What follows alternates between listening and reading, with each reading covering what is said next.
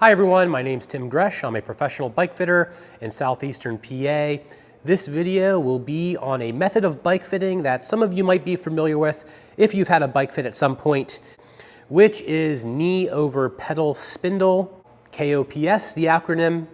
And what this is a technique of using a plumb line, which is a string with a weight on the end, and placing it in the front or on the front of the knee of the rider and the string lining up with your pedal spindle.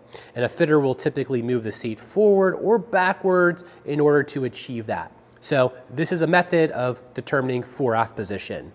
It's been around for a very long time, and I'll have to say that in my 12 years professional bike fitting, I have never used this in a fitting. In fact, this is just a bottom bracket tool on a string, because I don't own a proper plumb line. Now the reason for this is that what's more important is center of balance. It really doesn't matter where your knee is in relation to the pedal spindle.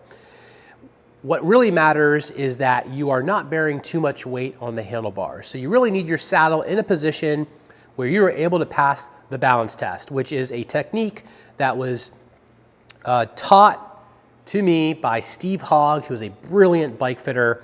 He's actually a guy in the early 2000s who basically said, look, the KOPS method, which is what every fitter did that I went to at that time, is not valid.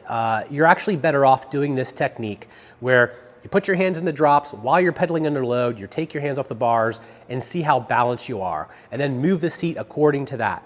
I actually have a video where I kind of dive into the weeds of how that works, so that's worth checking out after this. But the main purpose of this video is pointing out what the plumb line is, if you've had that done to you during a fitting, and that if you are currently not comfortable on your bike and the most that you've had in a fitting was pretty much a plumb line based approach, that there are fitters out there that use a more direct observation method and a more functional method where they're not using like static measurements like that are kind of dated, but more using their eyes to kind of look at how balanced you are on the bike, among other things, to determine a result. And you might find yourself a little bit more happy with that, specifically if you are struggling with issues.